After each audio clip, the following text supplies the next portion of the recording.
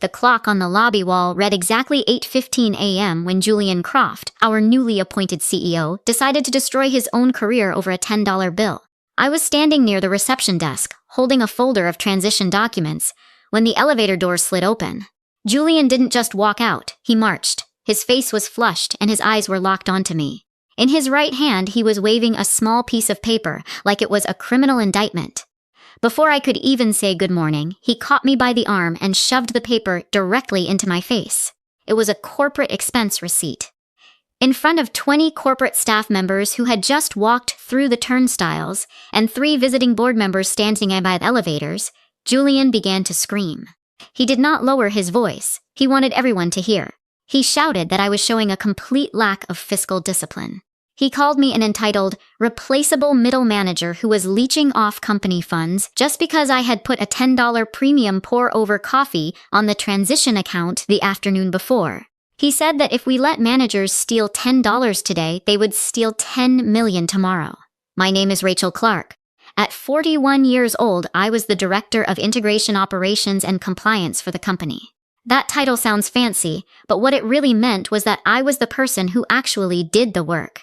I had spent the last 9 months of my life working 14-hour days, quietly stitching together our entire operational infrastructure for today's massive $150 million merger with Nexus Capital.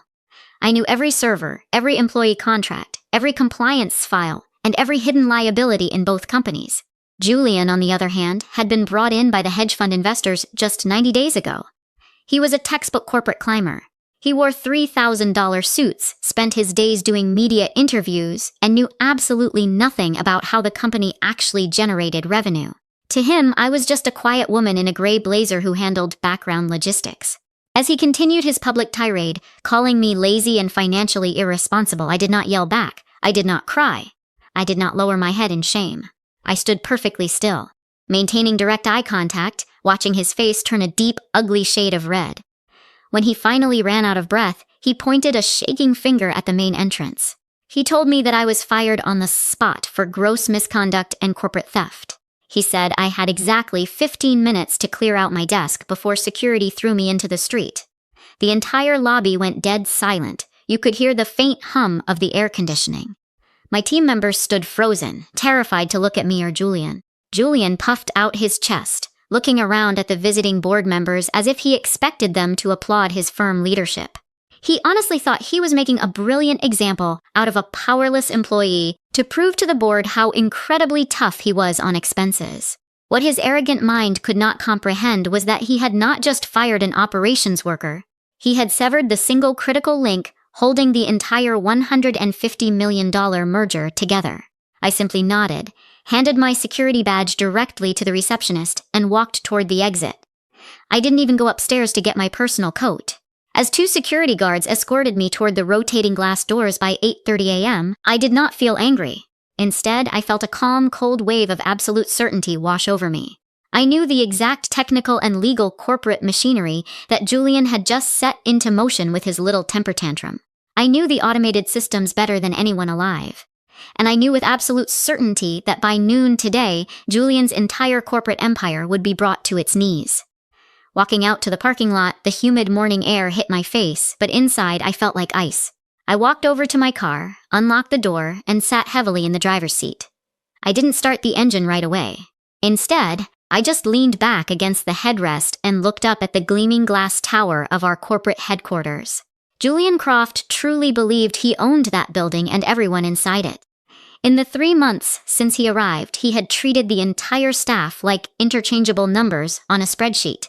He was desperate to look hyper-competent to the Wall Street investors, and his favorite tactic was ruling through pure fear. He thought that by humiliating a senior director like me, he would terrify everyone else into working harder for less credit.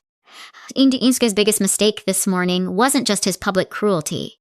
His truly fatal mistake was his complete, arrogant ignorance of what that $10 coffee actually represented. I had not bought that premium pour-over drink for myself. I don't even like that specific blend. I had bought it the previous afternoon for Andrew Pendleton. Andrew Pendleton was the notoriously strict, highly feared chief due diligence officer from Nexus Capital, the company that was buying us. Andrew was an old-school auditor who completely despised typical corporate stuffiness, fake PowerPoint presentations, and arrogant executives. He had arrived at our headquarters a day early to do a final unannounced spot check of our operational compliance. I had spent weeks researching Andrew's habits to ensure our final sign-off went smoothly. I discovered he loved that specific artisan coffee blend from a small shop down the street. So when he arrived unannounced and stressed, I personally walked down, bought the coffee, and brought it to him while he sat quietly in a corner booth in our lobby. It was a basic gesture of vital client hospitality to keep the buyer comfortable. When Julian had marched into the lobby at 8:15 a.m. waving that receipt, he had completely ignored the quiet, older man sitting in the corner booth just 20 feet away. Julian had been so blinded by his own desire to put on a dominant show that he didn't even look at who else was in the room. He had screamed his lungs out, questioned my personal integrity, and called me a thief right in front of our primary buyer's most important representative. He had publicly abused the woman who was personally managing the buyer's comfort. By firing me and humiliating me over that specific $10 receipt, Julian hadn't just insulted a dedicated employee. He had deeply offended the main gatekeeper of the entire acquisition. Andrew Pendleton had watched the entire abusive spectacle from his booth, taking notes. As I finally turned the key in the ignition and listened to the engine purr, the initial sting of the unfair termination completely disappeared. It was replaced by a sharp, calculating focus. Julian honestly believed he was completely in control of the narrative, and he was probably upstairs right now, congratulating himself. He had absolutely no idea that he had just insulted the exact people who held his entire professional future in their hands. The trap wasn't just set. Julian had walked right into it, slammed the door shut, and locked it from the inside. I drove down the street to a quiet, empty diner, far away from the corporate high-rises. I slid into a vinyl booth in the back corner, ordered a simple black coffee from the waitress, and opened my personal laptop. I didn't feel panicked. My hands were perfectly steady as I connected to the public Wi-Fi and opened my personal archive of the company's legal documents. It was time to look at the cold, hard architecture of the legal merger agreement. To an outsider, corporate mergers seem like they are all about handshakes, big speeches, and giant checks. But in reality, they run entirely on strict rules and automated computer systems. Under Section 9.4 of our closing contract with Nexus Capital, the entire $150 million deal was legally bound to what is called an unbreached compliance and operational chain. Because of my unique qualifications and years of experience, I didn't just have one job title. I held the dual role of Chief Certified Integration Officer. This specific title was a legal requirement for the merger to go through. The automated SEC regulatory filing system, which handles all massive corporate transitions, required my specific multi-factor hardware security key to release the final federal clearance codes. This security key was a physical token attached to my office keychain, programmed directly to my biometric data. The federal system was designed by law to ping my active employee profile every 60 minutes. This automated check was there to ensure that a certified, qualified officer was actively overseeing the data transition and protecting shareholder interests. The moment Julian forced the Human Resources Department to process my immediate termination for gross misconduct, he set off a digital chain reaction. The HR system did exactly what it was programmed to do when someone is fired for theft or misconduct. It instantly marked my profile as inactive. This meant that my employee profile would automatically go dark in the corporate directory. Within the hour, the federal filing system would ping my profile, find nothing but a black hole, and automatically trigger a massive security lockdown within the regulatory vault. This automated lockdown would throw up an unresolvable federal red flag. It wasn't something that a standard internal network administrator or a smooth-talking executive could just bypass with a password. It was a hard stop. Julian thought everything in a modern corporation could be handled by shouting, pulling rank, or intimidating people. He was completely blind to the fact that modern corporate governance runs on automated security architecture, not executive egos. He believed he was cutting away useless corporate fat by getting rid of me, but his arrogance had blinded him to the technical reality. He had actually cut the main digital power line to his own multi-million-dollar payday. I sat back and watched the clock on my laptop screen tick to 9:15 a.m. The digital countdown was officially running down on his career, and there was absolutely nothing he could do to stop it. By 9:45 a.m., my personal phone began lighting up like a Christmas tree. It was vibrating continuously against the laminated table of the diner booth.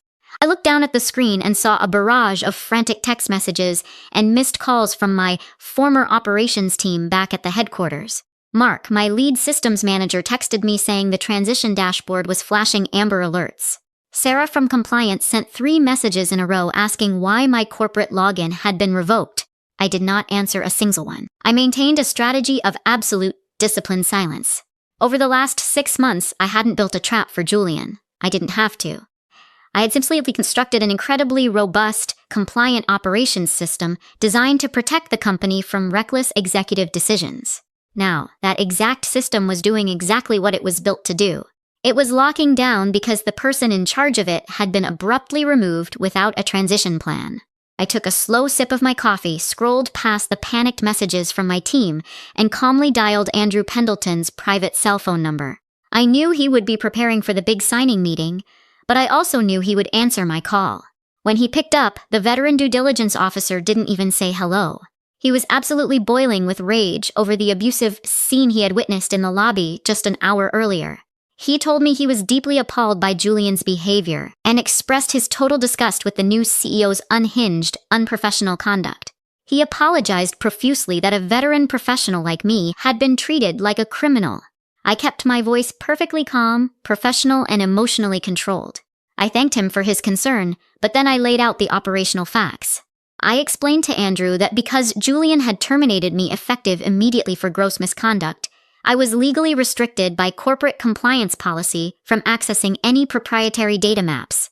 Furthermore, I could no longer release the final integration tokens required for the 10 a.m. boardroom review. I told him that I valued his professional respect, but my hands were completely tied by the company's own automated rules. Andrew was a brilliant auditor, and he understood the massive legal implications instantly. He knew that without my active compliance token, the entire digital merger was in his illegal shell. By ensuring the buyer's chief representative was fully aware of the operational breach, before he even walked into the boardroom, I had quietly and cleanly loaded the weapon. Julian was about to walk into the final signing meeting completely blind. He was probably fixing his tie in the mirror, thinking he was a corporate king about to celebrate a historic victory, while the heavy steel doors of the operational trap were already locked tight around him. Back at the corporate headquarters, the atmosphere at 10:15 a.m. was filled with unearned celebration. Through my network of trusted colleagues who were still inside the building, I knew exactly what Julian was doing. He was currently hosting a lavish, pre-signing reception in the executive suite on the top floor. He had ordered the finest catering and was personally pouring expensive champagne for the board members. Julian was in his absolute element, walking around the room, laughing loudly, and patting people on the back. He was actively bragging to anyone who would listen about how he had just cleared out operational bloat earlier that morning. He was using my sudden public firing as an example of his aggressive, cost-cutting leadership style. He told the investors that the company needed a modern leader who wasn't afraid to trim the fat and get rid of entitled liabilities. The board members, completely blinded by the massive payout they expected from this merger, nodded along with his every word. They raised their glasses to him, believing they had hired a true corporate savior. 10 minutes later, the atmosphere shifted from casual celebration to formal business.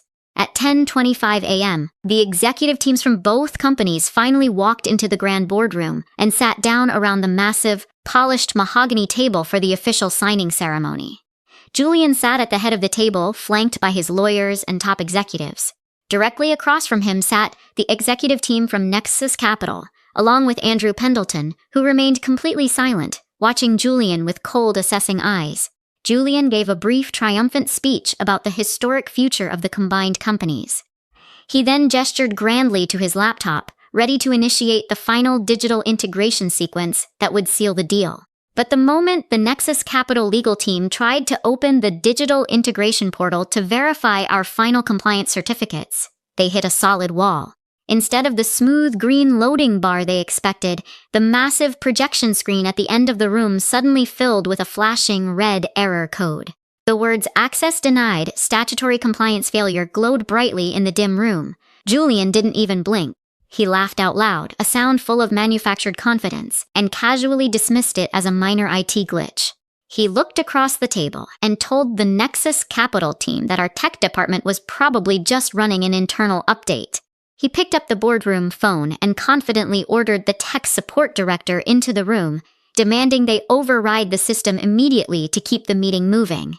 He told the director to clear the error code in 2 minutes or find a new job. Julian was completely ignorant of the fact that a federal compliance lock tied to an authorized officer's biometric profile cannot be overridden by an internal network technician. He truly believed his executive authority could force software to do whatever he wanted.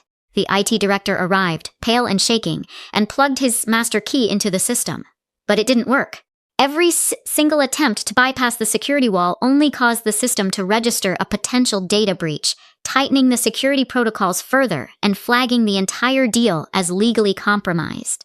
Julian's smug smile began to freeze on his face as the IT director whispered into his ear that they were completely locked out. The festive mood in the room evaporated instantly.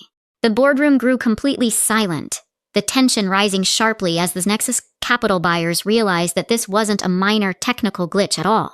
Something was deeply, systematically wrong with the company they were about to buy.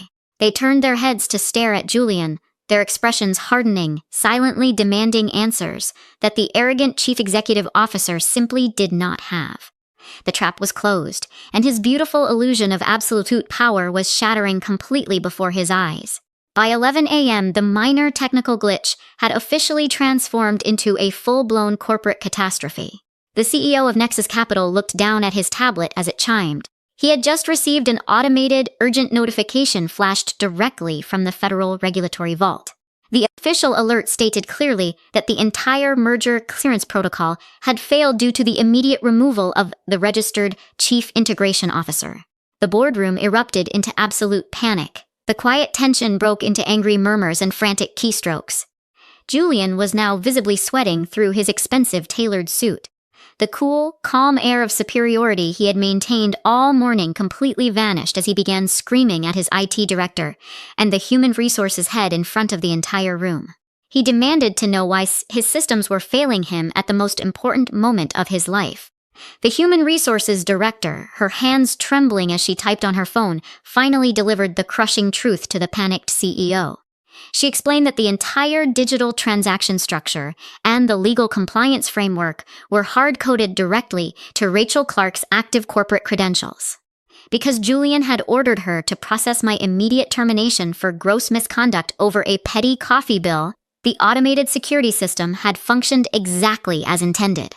It had instantly classified the sudden deletion of the required officer as a hostile operational emergency. To protect shareholder security and prevent corporate sabotage, the software had immediately frozen all data transfers, locking down every bridge between the two companies. Just as that terrifying realization began to sink into Julian's mind, his personal phone began ringing violently off the hook. He looked at the screen and turned a sickly shade of white. It was the powerful chairman of our board of directors, who had just been automatically notified of the compliance failure. Julian answered, pressing the device to his ear with a trembling hand, only to be met by a barrage of shouting. The chairman was demanding an immediate explanation for why the absolute crown jewel of their entire fiscal was suddenly bleeding to death right on the boardroom table. Julian stammered, utterly unable to construct a believable corporate excuse to protect his skin. While Julian choked on his own words with the chairman, the Nexus Capital executives decided they had seen enough. Their CEO stood up from the mahogany table, his face grim and full of deep professional disappointment. He looked directly at Julian's panicking team and openly stated that Nexus Capital could not, under any circumstances, merge with a company that was facing an unexpected, catastrophic federal compliance freeze. He noted that the sudden lack of an authorized integration officers showed a complete failure of internal risk management. The buyers began zipping up their leather briefcases and packing their sleek laptops into their bags. They were making it completely clear that they were preparing to walk away from the deal forever. The beautiful, sparkling illusion of Julian's absolute control was now completely shattered. His desperate, arrogant facade was crumbling into pure, unadulterated terror as he watched his 90-day corporate empire vanish right before his eyes, leaving him completely exposed, helpless, and utterly ruined. He looked around the room like a trapped animal, searching for any possible way to stop the bleeding. His top legal advisors could only look down at their notes, unable to provide any legal loopholes for a system controlled by federal security parameters. The heavy weight of his reckless morning choice was finally crashing down upon him.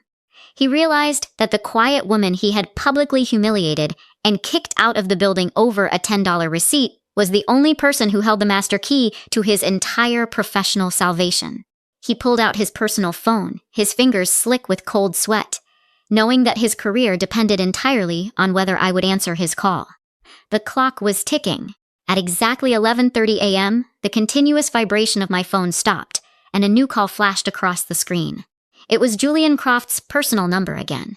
I let the phone ring once, twice, and then a third time, allowing the tension on his end to build to an absolute boiling point. I finally slid my finger across the glass and answered. I made sure my voice was completely calm, relaxed, and cheerful as I gave a standard greeting from my quiet diner booth. Julian didn't even bother to say hello. He didn't offer a single word of apology for the public humiliation he had inflicted on me just 3 hours earlier. Instead, he tried to use his old commanding executive voice. He spoke rapidly, his tone a mix of intense pressure and forced authority. He told me that there was a minor system configuration issue with the merger portal and ordered me to return to the office immediately to input my clearance codes. He actually had the nerve to say that if I came back right now and resolved the issue, he would graciously overlook my poor attitude from earlier this morning and allow me to keep my job. I sat back in my vinyl booth and took a slow, deliberate sip of my black coffee. I let a long, heavy silence hang on the line until I could hear his ragged breathing. Then I smiled and flatly refused. I told him in a clear, steady voice that according to the official separation paperwork his own human resources department had processed at 8:30 a.m., I was no longer an employee of the company. I reminded him that I had been terminated for gross misconduct and corporate theft. Because of that legal classification, I was strictly prohibited by federal compliance laws from touching any corporate network or entering any security codes. I told him that if I did what he asked, we would both be committing a federal crime. When he realized his empty threats weren't working, Julian's arrogant facade completely evaporated. His voice cracked and he began to openly beg, he whispered, asking me what it would take to get me back into the building, admitting that his entire career was on the line. That was the exact moment I decided to drop my ultimate condition. I told Julian that I would not discuss any operational solutions with him privately. I stated that I would only speak if he put his phone on the main boardroom's speakerphone immediately, with the entire board of directors and the Nexus Capital executive team listening to every single word. He gasped, but he had absolutely no choice. I heard the rustle of the phone being moved, followed by a loud click, and suddenly the ambient sound of the packed corporate boardroom filled my ear. I didn't waste a single second. I addressed the room directly, introducing myself as the former Chief Certified Integration Officer. I explained the entire situation to the board of directors in simple, unmistakable terms. I told them that the compliance freeze was not a technical glitch.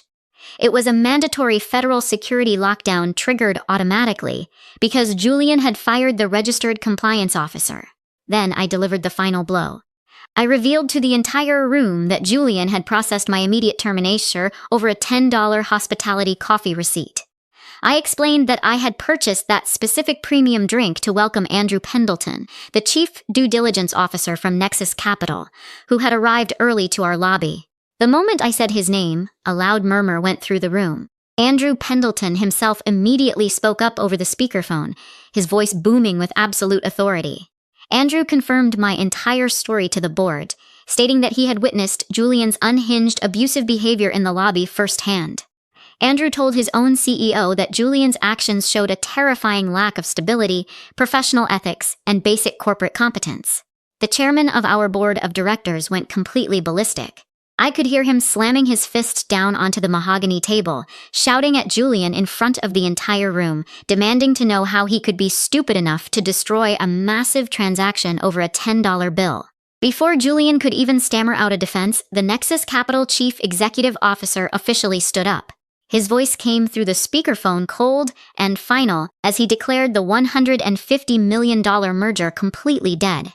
He stated that his firm would never do business with a company run by an unstable liability like Julian. I heard the shuffling of chairs and the slamming of briefcases as the entire buying team walked out of the room, leaving Julian standing completely ruined in the wreckage of his own arrogance.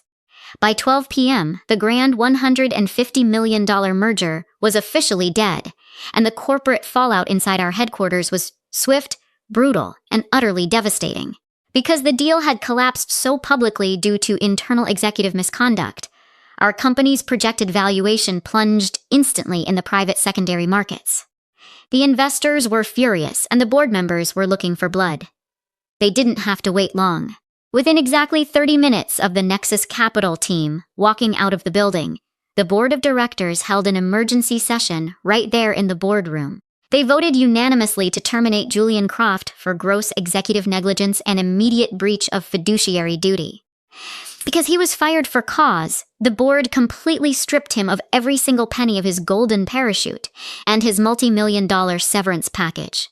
He was given 10 minutes to pack his things, and he was publicly escorted out of the glass building by the exact same security guards he had used on me earlier that morning.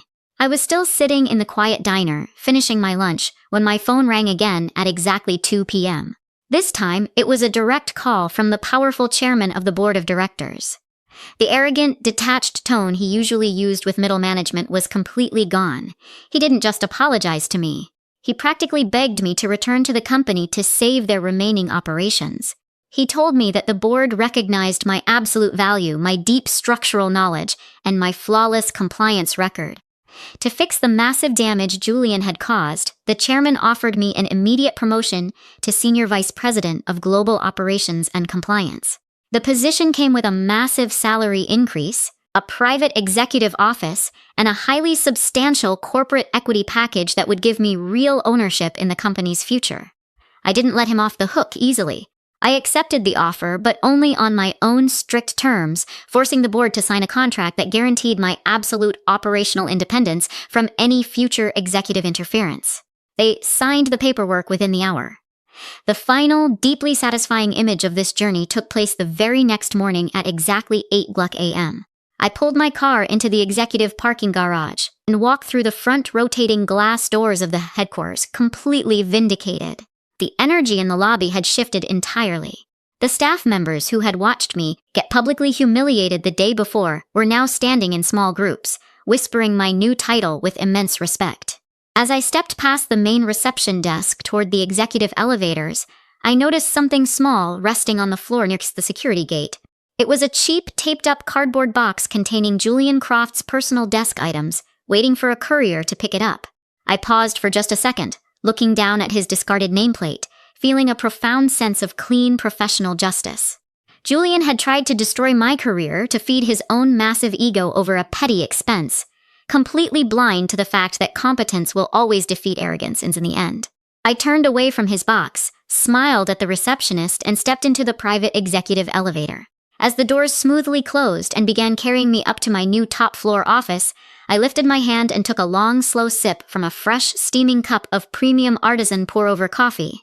It was the exact same $10 blend from the shop down the street, but this time it was fully paid for by the corporate transition account, and it tasted exactly like absolute victory.